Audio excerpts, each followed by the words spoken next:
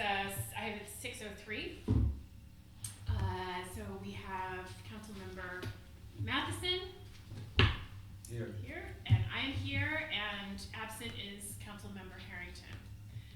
Were you able to take a look at the minutes? I did, yes. And we can accept them? Any issues? Okay, great. Super. Okay, so moving on, we'll accept those minutes, and right, the first item is looking at the overtime report. So, just a question before I guess we get started with any discussion. Is this the amended version, or is this the original version that you submitted? Well, it's my agenda might be in a different order. Yeah, yes, you're right. Should we start with airport management and operations first? Oh, it's not out of order, it's just there is nothing for that. So I Okay. just wanted to give a quick update. Right. Basically, there's nothing to talk about or look at, review tonight. Right. 2 weeks from now, our next finance meeting, we'll have like a whole package together. You've got all the council members got the black binders that Justin and the commission handed out Yes. a couple council meetings Yes, ago. at Hardwick, yeah. It kind of outlines sort of the direction we're looking to go, so what we'll be looking at next time is more specific proposal for having a fixed base operator and an airport management agreement with a third party. So talk about the specifics of that, how it works, costs, revenue. And that's expanding the commission to? It's not expanding the commission, so we talked about at legislative committee, that's gone through there, a change to the commission, the city code section that defines the commission. That will be laid on the council's desk sometime in the next week or so, and it'll be able to be voted on at the next council meeting, May 20th council meeting. What we'll be talking about at finance on May 15th will be a potential agreement with a third party to be a fixed base operator at the airport. And so, more to come on that, but I just wanted to let you know that's coming. Okay. Thank you. Thank you. Okay, so our next item really is the operating budget report, and so is there? Yeah, I just want to, highlight it, it's pretty straightforward.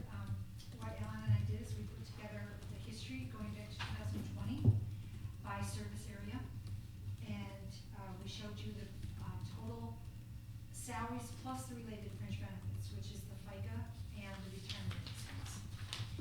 And so, it's pretty straightforward. We showed the salaries and fringe benefit costs in 3 different charts. We showed a pie chart for the visual, and then we also showed a bar chart. And under the bar chart, it shows the actual costs by year for the different service areas. And I just wanted to highlight that the all other category, 95% of those numbers are police dispatchers. I didn't want to put the police dispatchers in with the police because I wanted you to know what the officers were. So 95% of the 7.09% is. Yeah, about 95% of the all other is for police dispatch. Okay. And then the second part of the, so then on the third screen for the cost, it's just a bar that shows the total cost for the 5-year period between the different service areas. And then the second part of the report is the same format, but it's just the hours instead of the dollars. Mm-hmm.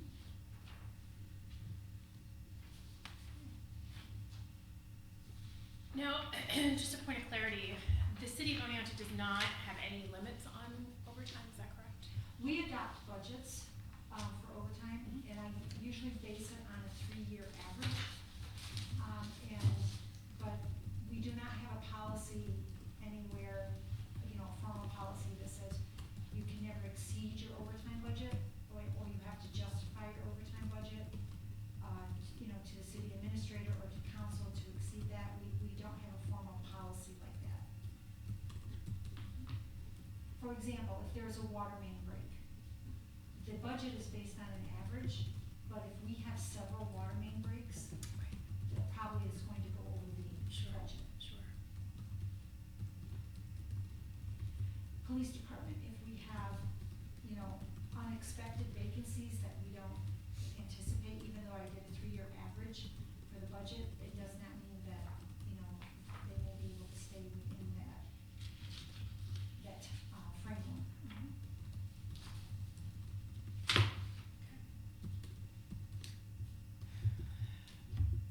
questions? No, I looked it over. Mhm. Yeah. So would it be, in some ways an extension of what the data is telling us to say that if we were to look for any kind of budgeting constraints, we could look to potentially limiting overtime hours? If the council decides that they want to adopt an overtime policy that limits or does not allow them to exceed it without justification to the council, that would be something for the council to consider. And you could also, I don't know if it's something that you want the budget committee to discuss. Yeah. Or do you want it to be discussed, council-wide? Yeah. What do you think? I think this is something for the budget committee and then also council. Because I think this tells us a lot of really good information in terms of the budget. Yeah, if there's a crunch, that would be one area to look at, no Yeah. doubt. Yeah. So I put the recommendation forward that we move this report, we move to the budget committee, and then we'll also eventually, I'd like to have it presented to council too. Okay. Yeah. Well, as you know, from email, I send it out to all council Yes. members, the mayor, Yep. and all department heads. Yep. But perhaps there'd be more of a conversation around the potential for overtime limits in the budget committee. Okay. You know, the real focus on the budget. Okay. Okay. So that's my recommendation. I agree. I Okay. think that's something we should do. Okay. Great. And then, I'll just segue right into the next Yes. topics, if you're done with your questions. Yes. The fire overtime, the police overtime, you'll see two budget adjustments there for 2024. And what it is that I've, calculated and recorded all of the payroll accruals. And now, the council needs to approve the budget transfers for, the excess overtime that was incurred in 2024. The fire department, you will see the overtime code needed 231,000 and change. There was 77,000 available from their training overtime code. And then I tried to take the rest from within the department, but I needed to go to the retirees' health insurance for 44,681 to fully cover it. So what does that mean, the last part? What it meant is that I could not stay within the fire department's budget, I had to go outside of it to fully fund. But what does that mean when you go outside of, do you take? I go to another source that had excess budget needs. So there was it doesn't increase the overall No, spending, it no, just no. moves it from another Correct, category. 'cause for the retirees' health insurance, I also do an estimate of what I think the health insurance will be based on the current retirees at the time of budget. Plus, I will add any anticipated retirees that we think are going to happen in the next year. And then, sometimes, that number always moves depending on, changes and, if people pass and things like that. So the number may fluctuate Mhm. depending on And that was circumstances. the 40-something thousand. 44,681. So the request here is that we approve that transfer. Right, yeah, that's Yeah. fine. And then with the police department, theirs was a little more simple because they had enough money within their full-time officer line to cover the excess overtime. Uh-huh. Jenny, would you say that either of these, or particularly fire, has something to do with the retroactive payment, well, fire in particular, because we had a contract we just settled at the beginning of this year, and we did retro payments back to 1/1/24, so not knowing what we were budgeting exactly, or not knowing where we're gonna end up, did that impact it? That is correct, Rick, Okay. because, when I did the budget for 2024, I anticipated a fire contract settlement of what Greg and I were working on at the time. But the final contract ended up being higher, which meant that the salaries ended up being closer, and the overtime costs ended up being higher than I had anticipated for the budget. Mhm. But the police was probably more due to vacancies and increased overtime, Yes, because they had a yeah. contract. Yes. And also with fire, there's training of the new staff, and when the firemen are at the paramedic school, or they're getting their academy training and things like that, overtime will be required to, cover the shifts. So the city pays for the academy? The city pays for the academy for both police and fire. They also pay, for the paramedic training for the firefighters. And police and fire academy, those are run by the state? Yes, well, Some. is there, There are some departments that have their own academy, so like the firefighters have gone to the Utica Academy before, they've also gone to the state-run academy. Police officers typically go to the Broome County Academy, Broome Sheriff's Department. Is there another one we've sent them to? I wanna say, was there one at SUNY? I was just gonna say, right, isn't there is a SUNY one that they do Yeah. in-house We have training these, there. Mac handles But graduate. I will say, I think the chiefs are very careful as far as which academies they choose, because they understand the level of training that is offered in Yeah. different locations. Yeah. Okay, thank you. I recommend we move this to the Yeah, consent that'd be agenda. fine. Yeah. And the last budget adjustment is Yeah. for vehicle maintenance, and as I said, this is just kind of a fun number, so I'm just gonna give it a little. Numbers can be fun. Well, yeah.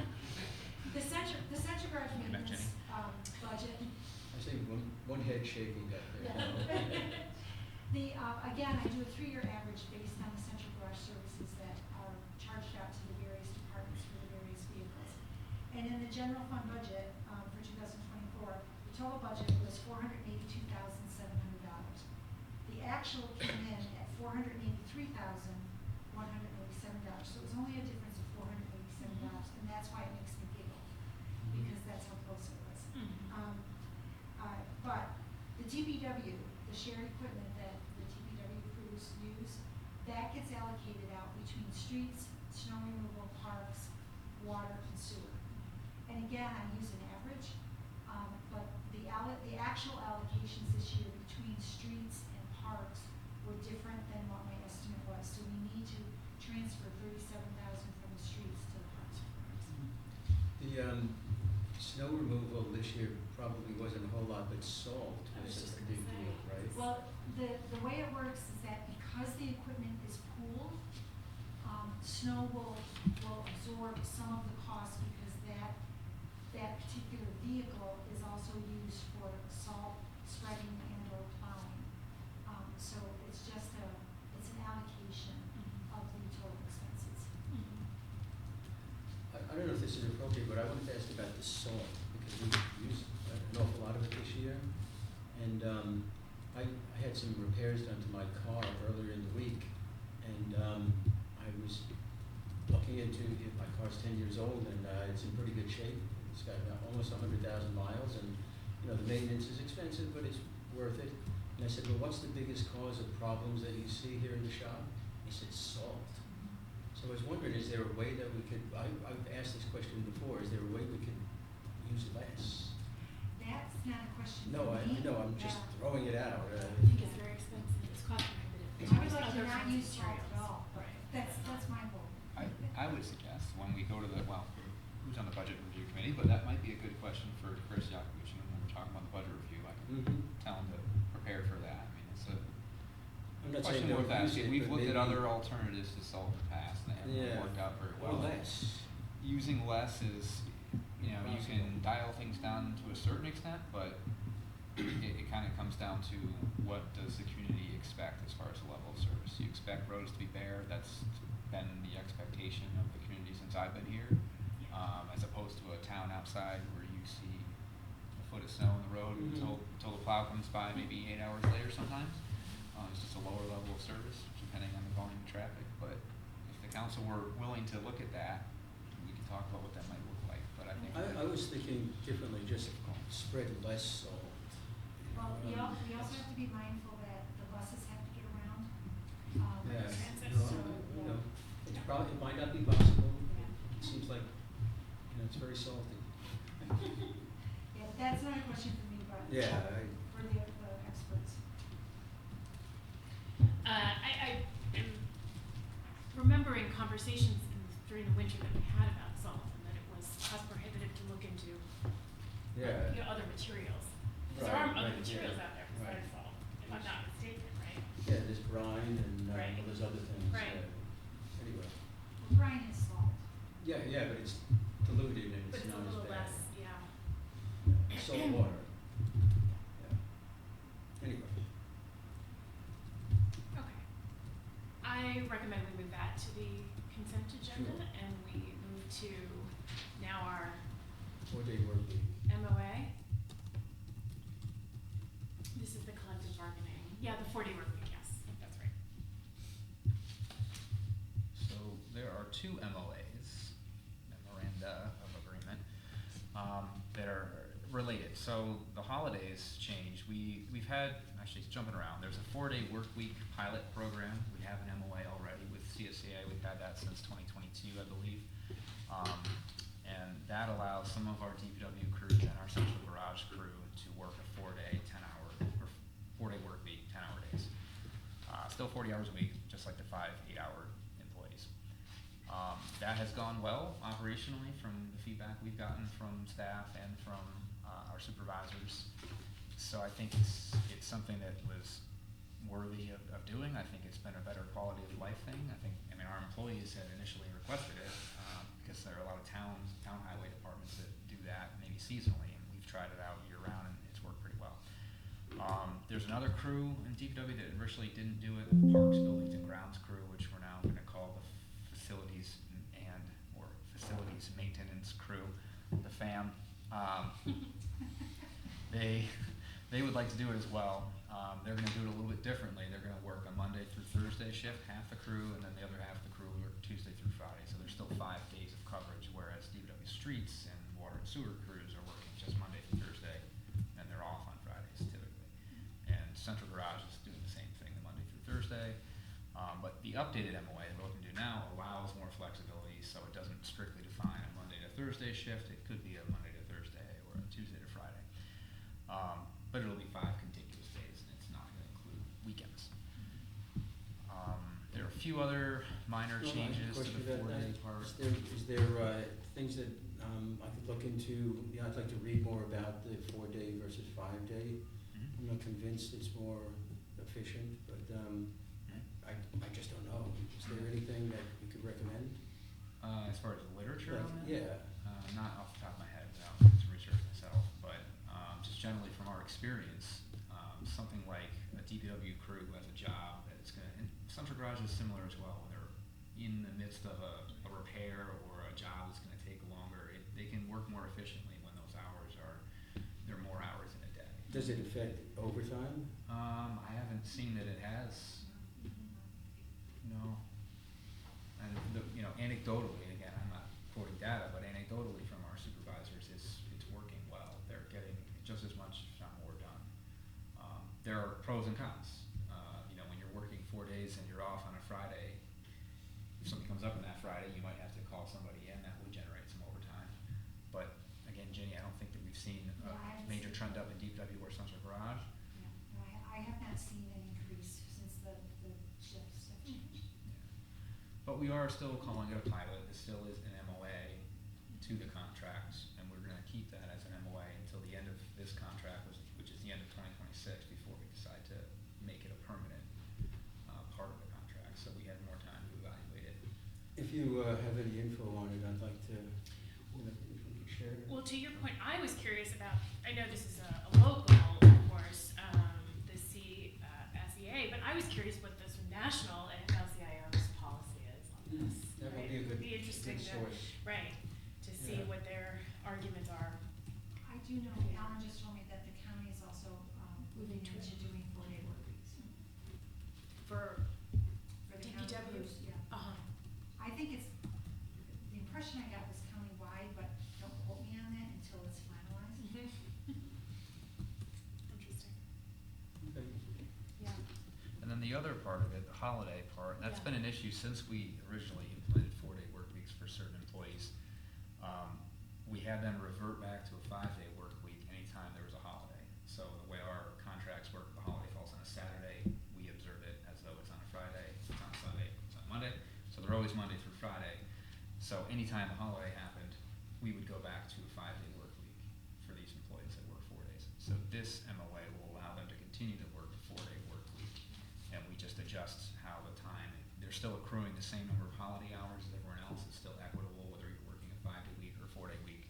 This allows them to have a consistent schedule, not have to switch back and forth. So if you have Friday off and it's Friday becomes a holiday, So if you're working a Monday through Thursday shift and Friday is Christmas Day, you already have Friday off, so you will accrue 8 hours of holiday time, but you won't have to use those 8 hours of holiday time that time. You bank those, and then later on, when Yeah. you have a Monday holiday, because you work 10 hours, you only get 8, now you have that banked time of holiday Mhm. accrued time to use toward that. Okay. In the end, it all kind of averages out.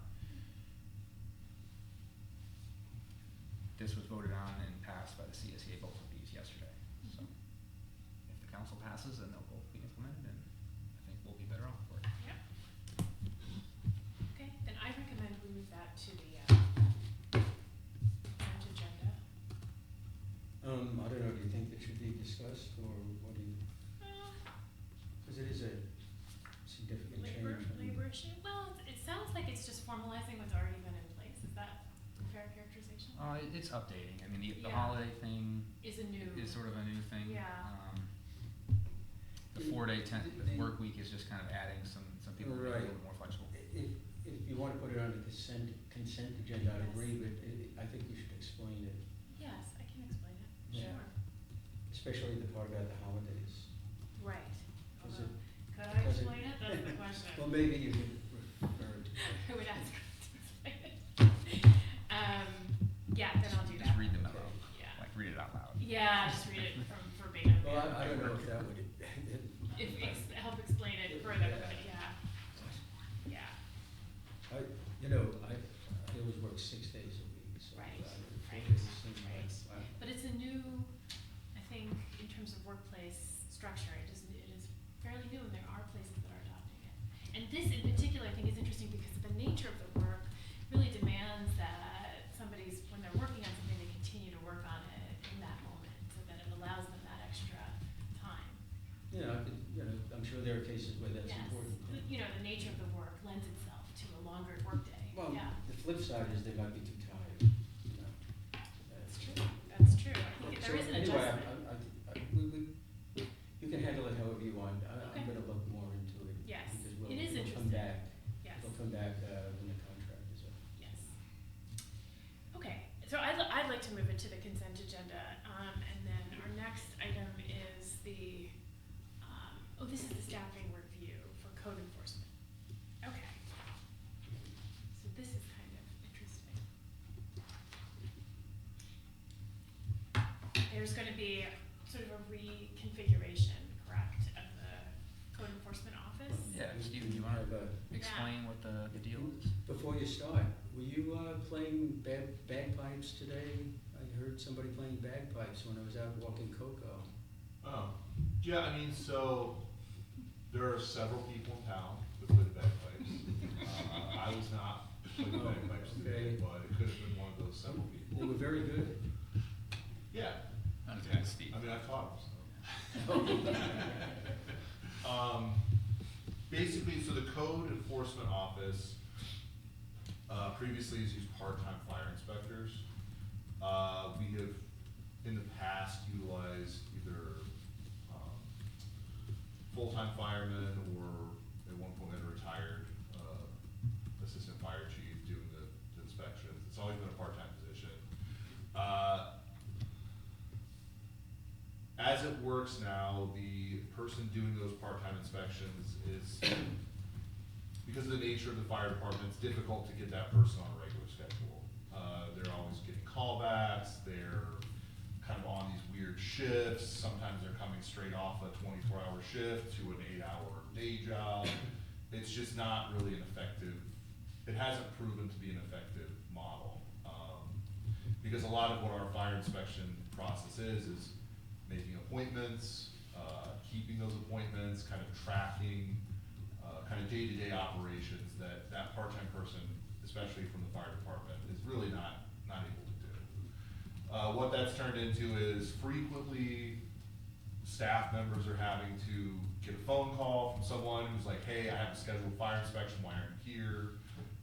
And people in the office are having to pick those inspections up, which is just, it's not a good look for anybody. The way fire inspections are done at the state level, certified code officials are all certified to do fire inspections. So in the world of code enforcement, you have like what the state requires and then kind of what we have adopted through civil service. The state has what's called code enforcement officials and building safety inspectors. Either of those classifications can do fire inspections. Building safety inspectors are like a lower grade code official. What we've done here in the city of Oneonta is all of our code staff are code officials. We don't have building safety inspectors. Basically what that allows us to do is anyone in my office can theoretically do property maintenance inspections, fire inspections, construction inspections. They're all certified through the state to do the highest level of work. So basically in this restructure, what we're looking to do is take one person who is an ordinance inspector and move them into a code inspector position.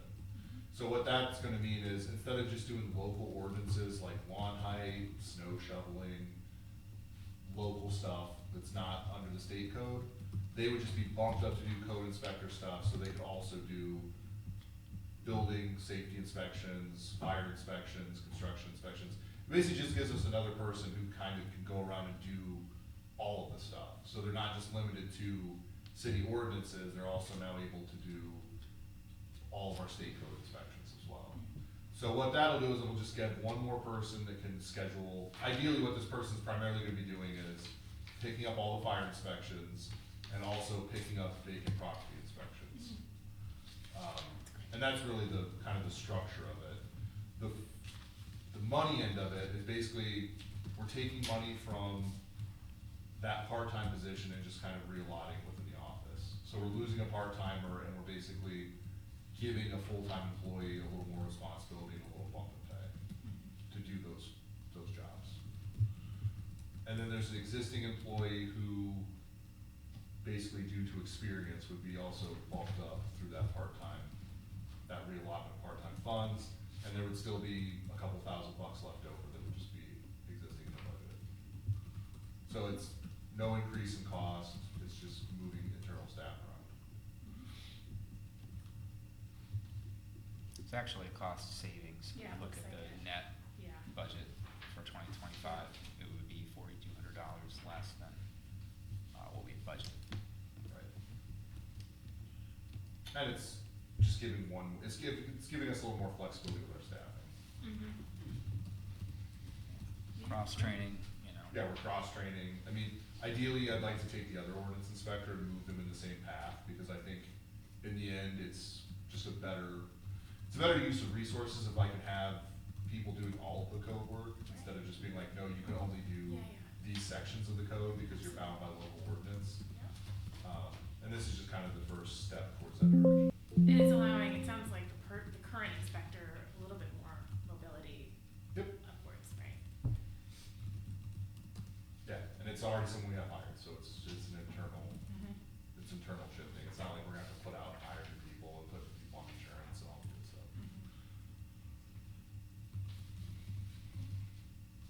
Seems reasonable. Yes, very much so. Great. And it's really increasing the expertise, it sounds like, also in the code enforcement office. That's ultimately what it's doing. Yeah, so ideally, what we're doing is we're taking a person that we've recently hired, who has bought a house in Oneonta and is committed to staying here, and this is kind of the way to keep people here, is Right, give them some upward mobility in their job. yes. Where they can use their expertise, yeah. Okay, great. Did you have any questions? No. Okay. So I propose we move that to the consent agenda as Yeah. well. Right. Yeah. All right, so our next item is on for the OPT. This is another kind of review of organizational chart. Is there anything? Dave, you wanna explain? Well, basically what we have is, we have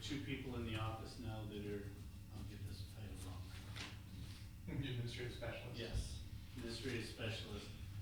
Oh, yeah, yeah. What we'd like to do is to take one of our part-time driving positions and use that as a part-time dispatcher. Yes. Take the full-time position and make it a driver position. Yes. Actually, I believe that's also like a wash and funding, Greg? Yeah, I calculated it to be $20 in difference, so Yeah. it's a wash. Yep. So that's, we're just realigning. That'll allow us, to better cover shifts with full-time drivers. The situation we have with part-time drivers is they basically can pick and choose what their availability with full-time, and then they like to work mornings and weekends and stuff, so we still have runs to cover, so this will let us cover more runs. And it should help us keep some of the overtime down too. So, just a point of clarity, from what I can tell from this proposed versus, oh, okay, I got it.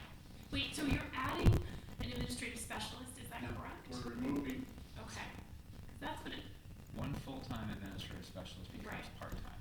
oh, part-time, No, okay, that's the part-time bus code, driver. Yes. of course, that's the orange, Yes. is the part-time, right? Got it, thank you. I guess I didn't explain.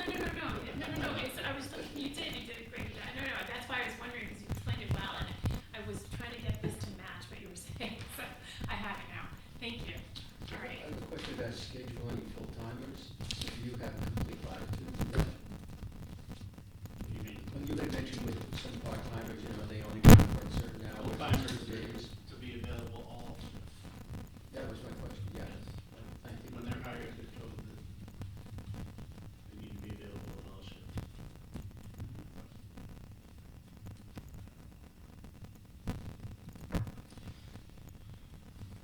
Consent agenda? Sure, I'm just thinking about, in terms of full-time, this is a good thing to add a full-time Yeah. position, right? In terms For of driving. strengthening the, right. Yes. Right. So we can move that.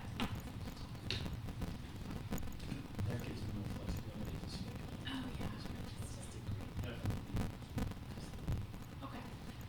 The next review around staffing is for the central garage, and this is to replace a full-time mechanic position with a full-time supervisor position.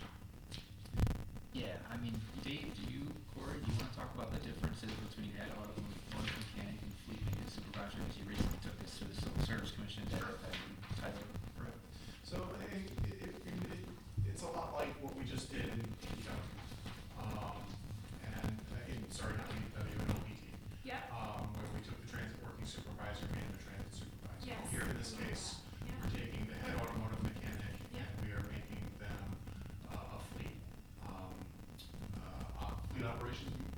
Manager. Fleet maintenance. Fleet maintenance Supervisor. supervisor, there we go. So the mindset here is that, this was desk audit. This was something where we looked at what the person is currently doing, and we realized that some of the stuff they're doing isn't in their job spec. So let's redesign the job spec for one, what they're actually doing, and two, other items that we would like them to be doing that would give them a lot more flexibility in the way they're supporting the department. More direct control over the mechanics as opposed to having more of a lead worker type of a mentality with a head automotive mechanic. This is somebody that is an actual supervisor, has the ability to do write-ups, has the ability, to approve time off when the fleet operations manager is not around, the ability to help with payroll Yeah. and approve time sheets and things like that. So much more than what they're doing now. Does this go from actually doing mechanical work to supervisory work? They will still be, head under hood as well. Yeah. Absolutely. They will still be doing a lot of that type of work, but they will also be supporting Charlie in a much more administrative role as well. So But it not doesn't necessarily create more running bureaucracy. from the floor to a desk, but the percentage maybe a little bit more at a desk than on the floor. But it's not creating more bureaucracy. It's more, I don't think so.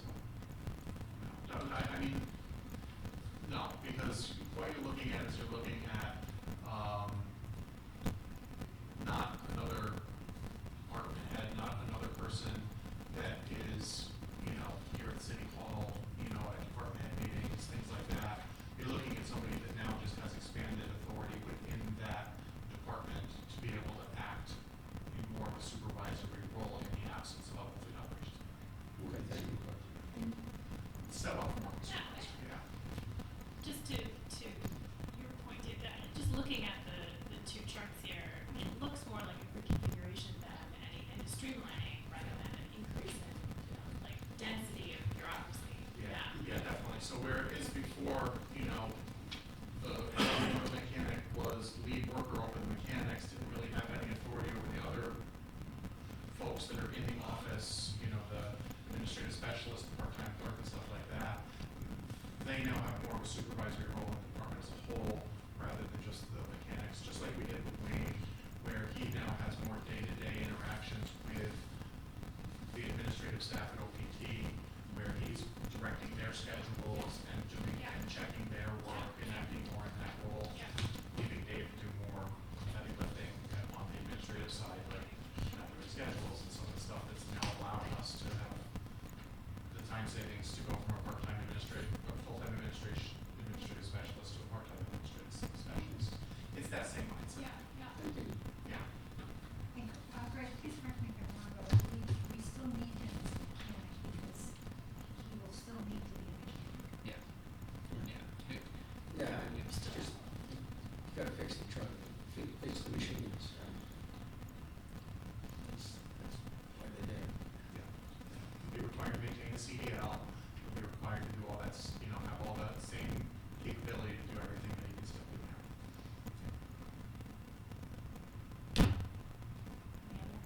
Yeah, it's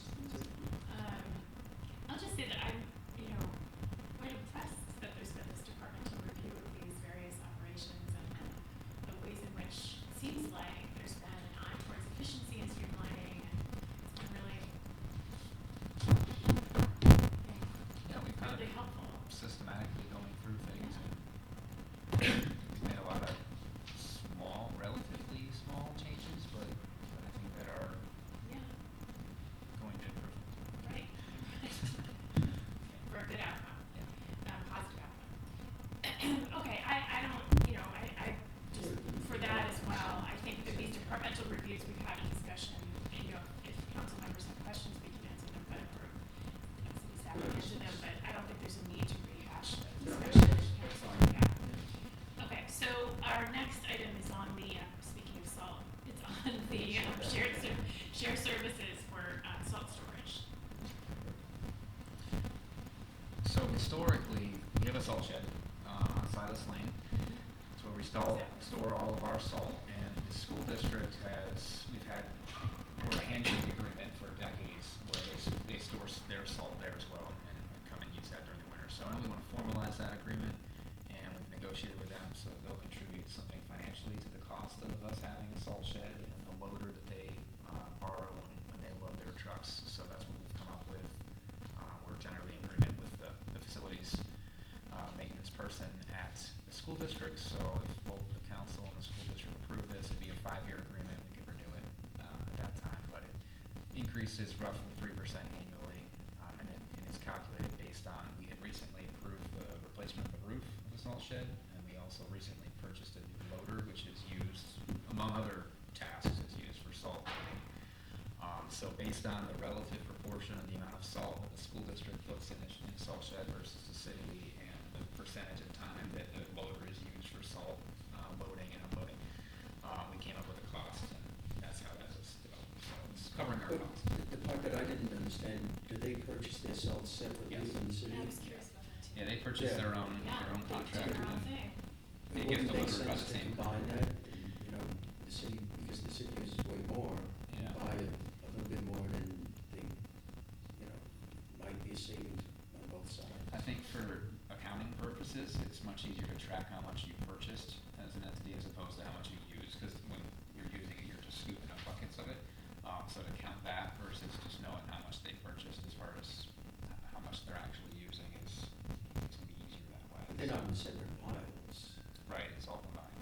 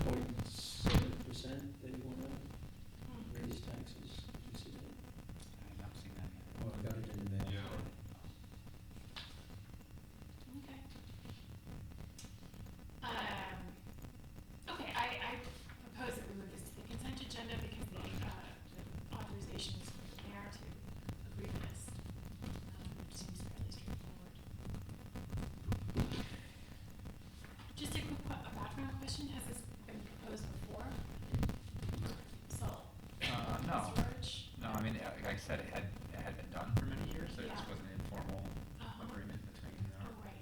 Department of Public Works and Facilities Maintenance, but now we're just making it formal. Okay, so our next item is on, the capital improvement project for the sidewalk replacement. And this is for the amount of $48,000, but looks like Chris is in here to Yeah, speak to this. Chris is off the rest of this week, but I can explain. So the contract amount is $48,200 with DeGeorge Construction Services. They've done some sidewalk replacement work for us in the past, last year, maybe a couple of years now.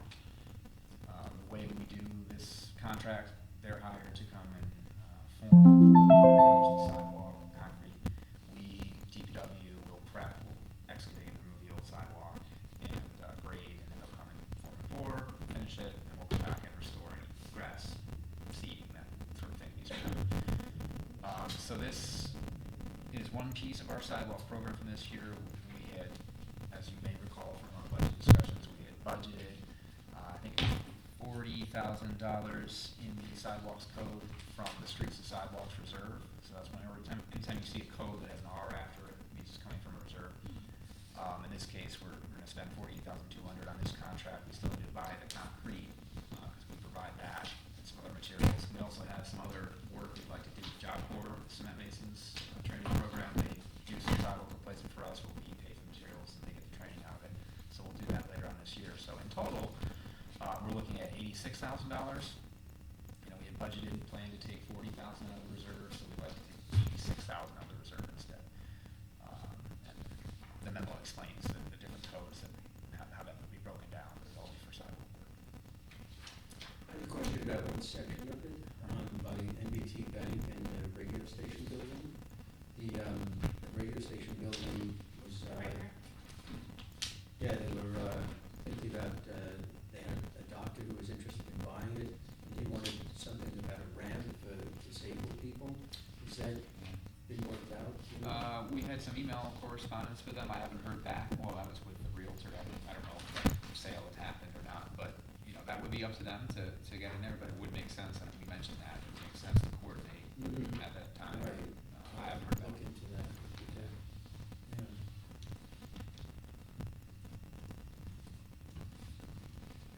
One other question about that, it seemed to be, concentration, actually on the block where I live. Should it be more spread out, the work that's being done, or is that, those the most urgent ones? Sometimes it's, you know, as far as mobilization of equipment and that sort of thing, they try to group it together. Let's get this block done. Anything that needs to be done this year, you know, move on to the next one rather than spreading out little pieces here and there. Obviously, our budget is very small, relatively small for what it costs. So I think there's 3 projects all on basically one block. Yeah. That was my question, in terms of, it's a broader question about prioritization. These are, there's probably degrees of disrepair that you evaluate. Yeah, I mean, we don't have. Eighth Ward's getting more than it deserves. Yeah, I mean, obviously they're highly traveled, there's a lot of pedestrians who walk downtown versus other places, but I think the main thing is, we have other places throughout the city we'd like to replace, we have a limited budget, so let's try to do a certain area, and then move on to the next one, rather than jumping all over the place. The cost would be more if you have to move more times and equipment. You tried to talk yourself out of some sidewalk down. Well, I think in terms of, I would imagine, part of the calculation is pedestrian, the volume of pedestrian traffic, and so it's probably larger downtown than Yeah. other areas, so probably do, yeah. Just poking. Yeah. I am, We have a question. A question, Donna, that you raised, one of these properties one of these sidewalk sections is next to a property my family owns, so I wonder if I need to plan to abstain from this.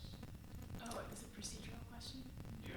Well, it would be, I think we're just move it, because this is a You go to transfer. consent agenda. Yeah, so I don't think you'd have to worry about it. We're not gonna vote on it as a motion. Okay. What the motion will be, there's a motion to transfer money and there's a motion to hire a contractor to do work, but the council is not Voting. voting on what's being, these locations were selected by Public Works, and you're just awarding a contract. I mean, you could check with our city attorney to be certain, but I don't see that as a conflict. Usually a conflict of interest is if you have some type of financial benefit or conflict with what you're voting on. That's been one of the main Okay, I criteria. mean, I guess it's having repaired sidewalk, but okay, if it's not an issue, I'm worried. Yeah, I mean, the fact that the city We owns didn't the have Fort sidewalk. involved in the decision as to where the work was going to be done. Right, and in some municipalities, the homeowner owns the sidewalk and is responsible for replacing it, and then there might be a program where they're sharing the cost with the city, where here we own everything, so I think that, the adjacent homeowner isn't benefiting financially.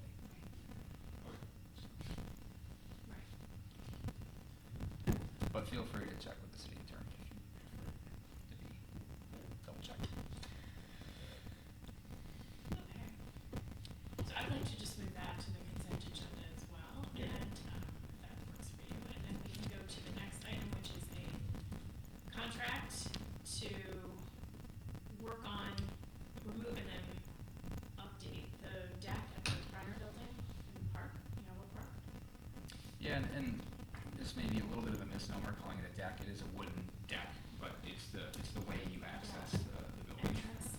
It's not a recreational or discretionary sort of deck. There used to be an extension that went out to the water, but you wouldn't be able to get back into the conference room area and where Dave Hotel's office is currently without it. So it's a need replacement. Both Daves can attest to that. It's been probably since it was built Yeah. in 1991 or 2. At least that's what the cornerstone says. Oh. Yes, so, if that's accurate. This would be done by a contractor. It's not the contract amount that needs to be approved, it's the fact that this is coming from a reserve, in this case, the repair reserve. Ginny can explain why there's a state regulation that says the repair reserve in particular has to have a public hearing after. So council will vote on it on the 6th, we'll have a public hearing on the 20th, and then we can spend money. Whereas other restricted funds are not like that. Yeah, there's no public hearing. Yeah, so part of this is a state mandate for when you have a repair reserve, because repair reserves are for repairs that are done very seldom. So it's not something that you're going to do year after year or even every few years. It's something that has to have a very infrequent, action.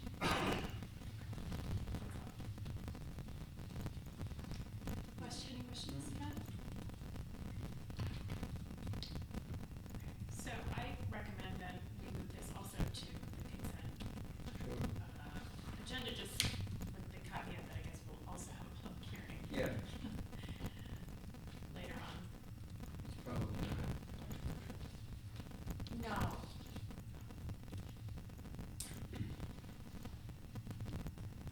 Okay. No service demo. Yes, that is the next one, yes, thank you. Okay, so we have this now, second item from Roberto PT. This is the bus service contract. Yep. Is there anything you'd like to give us details on? Um, Think we need to know, or is it fairly straightforward? Pretty straightforward, we did increase, one more shift per week. So that's the increase from 40 to 50. Yeah. Well, actually, from 30 to 50. This is from 20, yeah, it was from 30 to 50. Okay. It had been Had been 40,000. 40. Prior, we lowered it to 30 and covered the gap with CARES funding after the pandemic. So now we're readjusting and then adding some service. Yes. Okay, so that. This will give, the this will 20. give Hardwick day service on Saturdays. Okay, that's great. Wonderful, okay. So I recommend, this is just for our authorization to, Yeah. Yep. Move that to the consent agenda as well, and,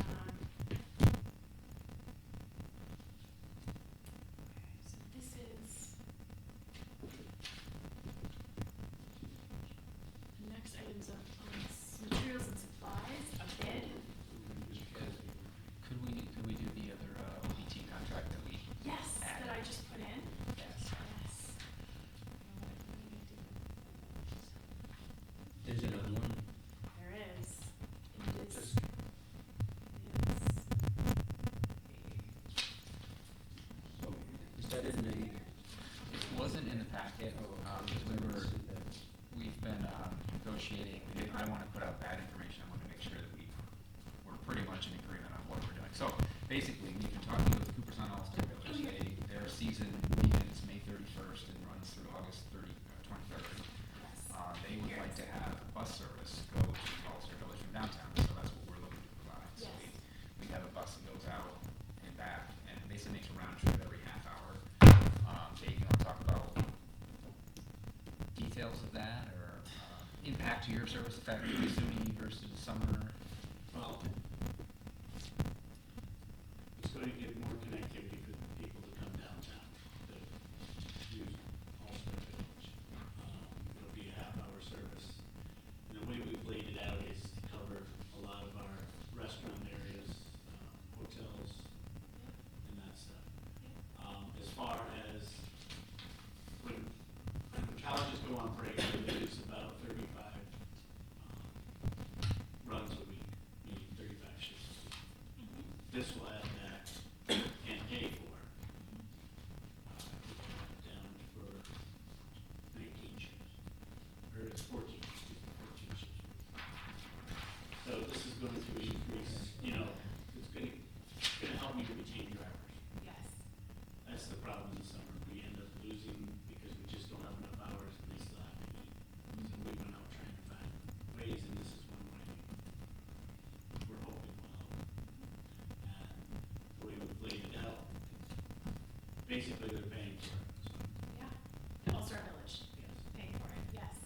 And this could potentially also help downtown businesses on That's Main what the Street whole and goal even was. out on Chestnut, yeah. So the Not route, just downtown, though. You No, gotta it's remember, this is Chestnut, going to yeah. give people undercover game plan. yes, the whole Chestnut, Dazzos, Yeah. River Street, Al Fresco, I mean, all those places will have, Yeah. people will be able to access yeah, easier. yes. What goes to south side as well? Now, We don't have a map, but maybe, they can connect to Southside, because we're gonna be going to the hub and they can get on the other bus and go to Southside if they choose to. Yeah, we'll have a map for Tuesday. I didn't send that out because that was one of the things, we're still just waiting to hear confirmation of the exact route of that.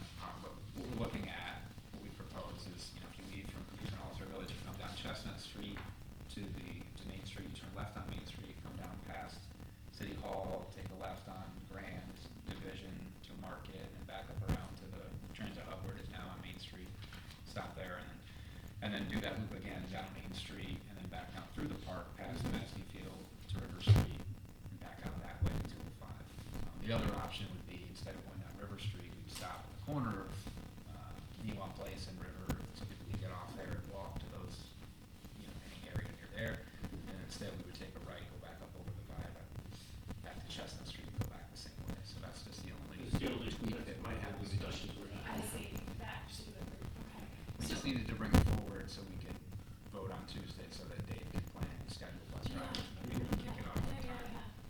Expedite it. It's a month away, but for us, it's only 2 weeks away. Yeah. We'll start 2 weeks ahead of Right. schedule. Right, right. So just the way we structured it, as Dave said, it'll cover our costs, so if Yeah. nobody rides it all summer, which is not gonna happen, our costs will be covered, they would pay for it. For every rider, whether they're a All-Star Village employee or visitor or other member of the public, we get 68 cents per passenger from our STOA revenue. So that 68 cents would come off their contract, so their costs will go down the more ridership they get, encourages them to promote it, encourages us to promote it as well, because if it gets down to $20,000, it doesn't go below that. So we'll at least get 20,000 from them, and then plus all the STOA revenue. And they're gonna promote it. They're gonna promote it for sure. They're incentivized to promote it. Yes, they're incentivized. Yeah. Yeah, it'll be a good opportunity for downtown businesses as well as the other businesses along there to advertise inside the bus. We've got a bunch of advertising space on it, some we'll promote as well. Yeah. So, does it seem to make sense to kind of put this anywhere just yet? We should have a motion to discuss it at the council meeting. Would you agree that with that? Yeah. I think it would make most sense. We'll need something approved on Tuesday. We'll have something, you think? Yeah, we'll need to approve a motion on Tuesday, but discussion is fine since we're not 100% certain on the hours. That's what I'm thinking, that it would give you a little more time for those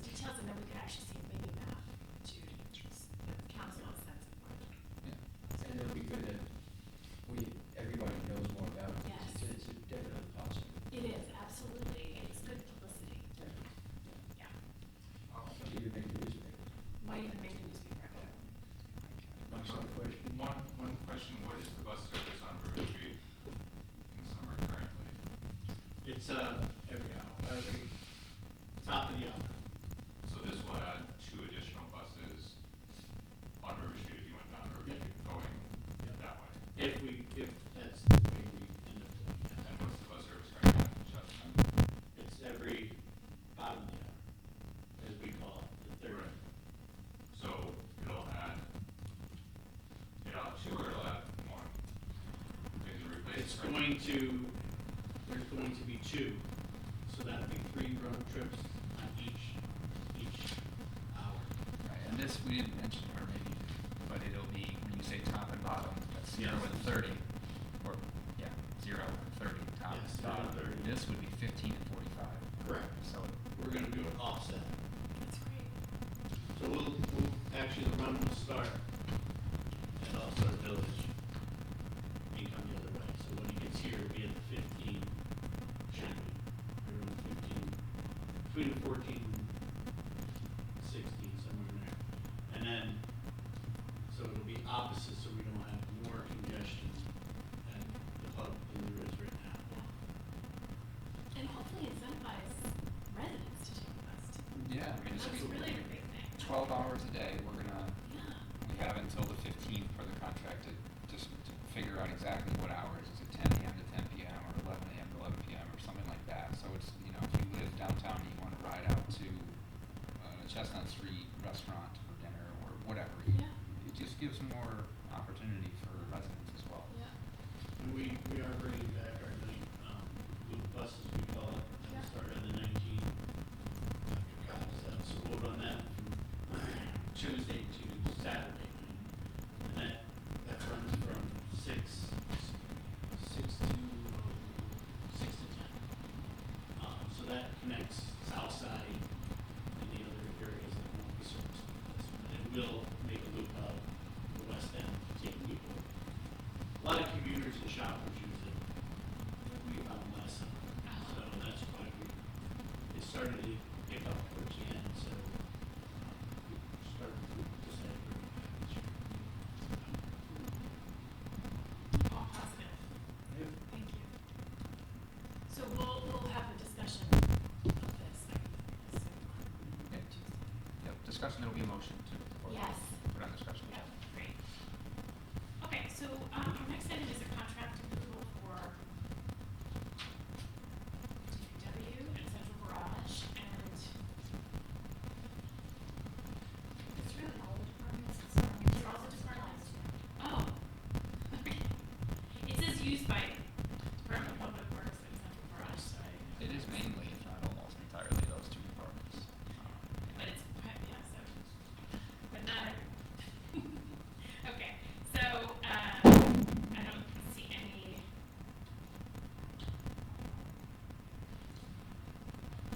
Pretty routine stuff. Yeah, well, it's the approval of the bids, and then also approval of the awards and then rejection of bids for Dennis Soda Ash. Okay, Yeah, we will rebid the ones that are being rejected. okay, yeah, I see that. Okay. And this was all included in the budget? Yeah, okay. This gives us pricing. I mean, we put in estimated quantities, but we're basically getting unit pricing, and then Yeah. whatever we order, that's what we pay. So we're not committing to a certain amount of any particular material. It's just giving us unit pricing. Okay. Okay, so we can move back to the consent agenda. And then, our next item, the next 2 are about Climate Smart, which I can actually speak to. If anybody has any questions. This is, the first one is about the community solar campaign, that we have as a task force recommended. And that is to enter into an agreement with a company called Solar Simplified. And it is not, a contract that involves any sort of exchange of monies. It's just, very straightforward, just the community solar campaign will allow, residents access to renewable energy through their individual agreements with NYSEG.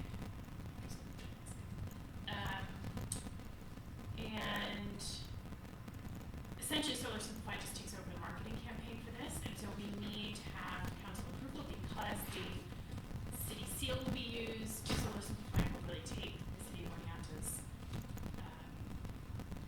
brand and distribute it to potential customers. Is this one of the things where you sign a contract and you supposedly get solar energy or green energy? Exactly, get it. Just, Exactly, get access to that, some small portion of your bill will be reduced presumably by use of these. Some people, it doesn't work out as promised all the time. It's a little tricky. It's a little The tricky. question is that you're not looking at be endorsing it. Yes. How do we know that it's not going to be? Well, we did, as a task force, we did research on different companies that do this kind of outreach, and we found that we actually had various interviews with different companies and representatives, and we found Solar Simplified. We actually heard from other municipalities that used Solar Simplified, and they were satisfied with what Solar Simplified had provided to them. So we've done our background research on this company, and so it seemed like the most. Yeah, it seemed like the most straightforward. That's correct, right, exactly. This is, it's at no cost to the city. I will say that I think the added value of Solar Simplified is that it gives this one-time civic contribution of $50 per each enrolled community solar customer. So the city does that, this kind of benefit, direct benefit. Remember when you had that thing at SUNY? Yes. You got that? I Yes. can't remember the woman's name. Yes. From Yes. WIOX. Oh. Is she the one? This is not, what was the name of her? Meadow. Meadow, I think. Yeah. This is not Meadow. So that was another group that we had looked into. So we decided to go with this source. Yeah, if you think it's a good idea. Yes, so that's what we recommended, as a company that would help promote this use for city residents. One thing, because it's, essentially endorsing something, I think the council should Yeah. discuss it. Sure, we could have a discussion about it. And again, I'm happy to vote for it, but it's just, Right. The idea that we're endorsing some kind of Yes. commercial venture. Well, and that will have the city seal and so. Yeah. Yeah, that's fine, we can put it as a discussion, as a motion. I think it's a good idea. Yeah, it gives people options at least. And again, working out the details and how difficult it may be, how difficult I think my city will need this, because, I think a question of, I get solicitations all the time from these kind of. well, the county, Mail. so one of the important points that we wanted to raise, just as a task force, is the county has actually been doing this as well. I saw that, yeah. Maybe that's one of the notices that you received, is that, so the county is now, and we're now working with the county Actually, on this. they could send, the county Yes. sent me something Yes. recently. Yes. Yeah, So but- this is something, that benefits the city and the county. Okay, so let's move that as a motion for discussion, Mhm. so we can at least just inform folks. Yeah, it's just a information. Right. We had a presentation about this a year ago, and it's probably all, There's another one, that's the second one, I'm trying to find it. And this is membership. So I just wanted to point out, Donald, just so you can see here, there's a nice, Right, I love this little. right, it's a really nice description. Yeah. Yeah.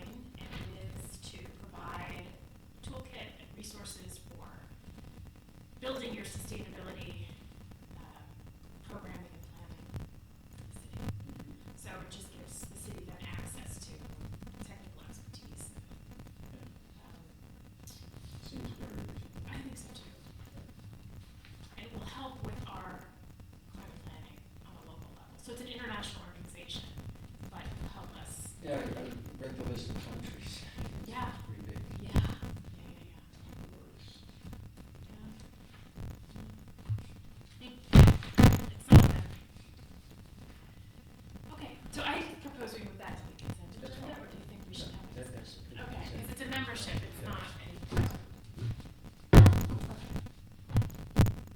I keep that open because for me, it would be straightforward, but I don't want to assume for others. Okay, so I think, is our second to last item, There's, resources, revenue sources for, this is The just to, occupancy yes, tax. and so this is just to put forward so that the legislature having, can, exactly, having an option for the city, or the legislative. we're not making state any level. commitments. Correct, exactly, so it's just to And to authorize. hopefully, it's gonna be part of the big ugly, last big monster bill. I'm told, or generally these things will, it'll happen toward the end of the legislative session, a bunch of things go through. But like she said, this is just the city council asking our state legislatures to actually vote on the bills they drafted. So after that, we would still have, the council would still have to vote on the law, so that would be later. Yeah, I started reading the bill. Well, I put it in there twice, so. I know, yeah, they're different colors. It's, I'm so busy focused on national news, I haven't focused on whether or not the New York State budget, they just passed it, they haven't passed it. they're, I thought they I had. think, as of today, I don't think they did get it. That's said something they- General consensus. Governor Hochul, her email seemed to They, indicate that. I don't think they It's voted right, yet. that's what the impression is that it's gone through. They have an Maybe agreement, she's trying to spin it, I don't know. they have an agreement, but, you know, I mean, it's not done until it's done. right, and until it's over, maybe they're still hammering out something, I wonder.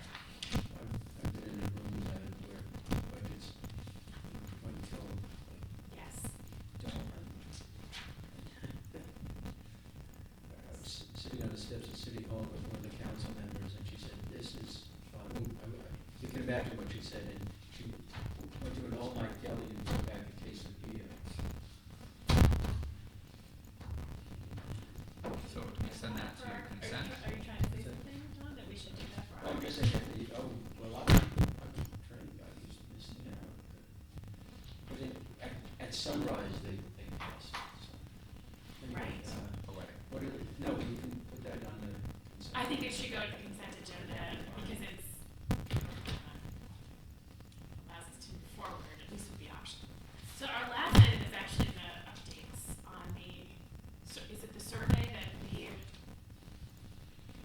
Yeah, Carrie, do provided about? you wanna talk about the survey, results? Or is it done, So is or it is this over just? now? you Yeah, reading it's it? not over, the survey is still done. Okay. But since These it's are on the preliminary. agenda to kind of talk about, Yeah. they're just these are the results as of 5 o'clock this afternoon. So in front of you, you have the actual exported results from the survey platform itself. You have a single page document. Oh, yeah, it should be in your pile. If not, there's others right up there. You also have a second one pager that explains, has the comments that 7 people left. And then you have a 1-page survey summary. Are there plans? Right in front of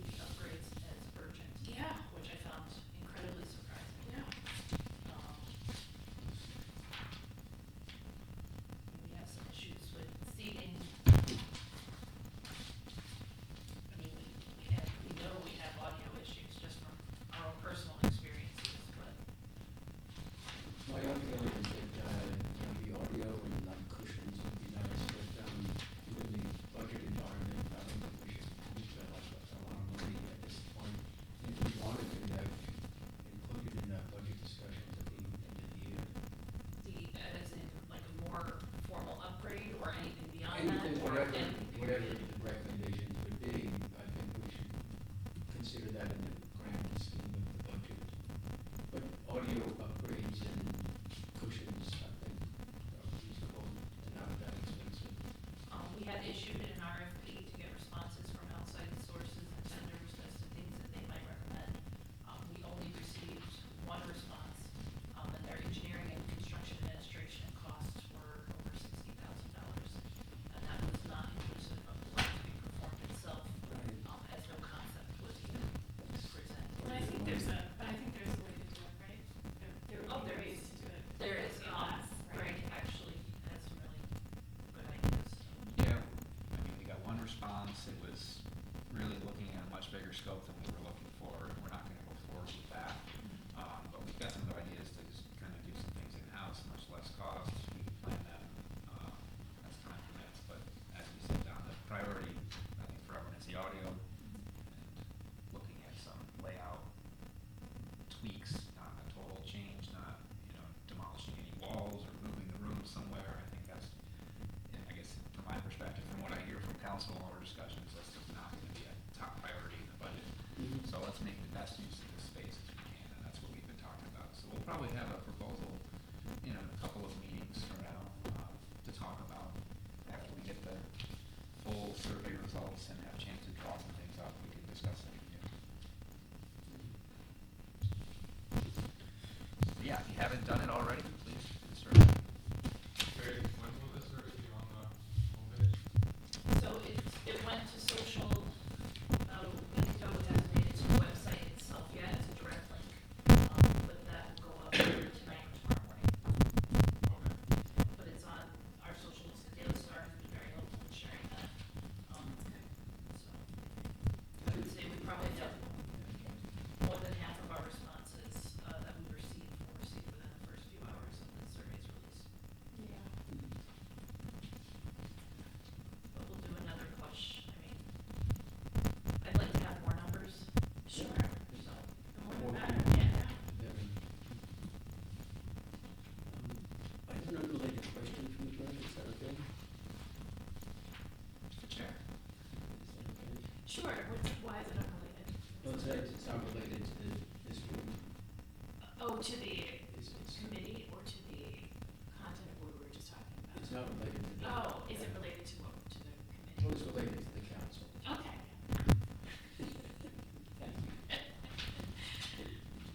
Are we gonna have to vote on, when the roundabout construction begins and State Highway 7 is rerouted to city streets? Do we have to vote on giving the state permission to do that? No. So they can reroute a highway onto city streets with just telling us they're doing it? Okay. Essentially, yeah, I mean, they coordinate with us, and we have some coordination left to do. There's a couple. But it will pieces come out to the there. council as to where we have to vote on it. Right, you want to vote on it, yeah. I didn't think so, but I was asked that question by somebody who lives on one of the streets where it's gonna be rerouted, so I said, "No, I hadn't thought of that." It could be a lot of traffic. When it was, I guess it was last summer. Last when- spring. Yeah, when it was, doing that culvert, I think it was. Yeah.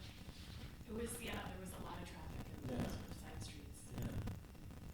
But it didn't last forever, it was over actually fairly quickly. 3 months. Right. It was fairly expedited quickly, so, It's mainly the trucks, right, on that residential street. right, right. Anything else? No, thank you. Okay.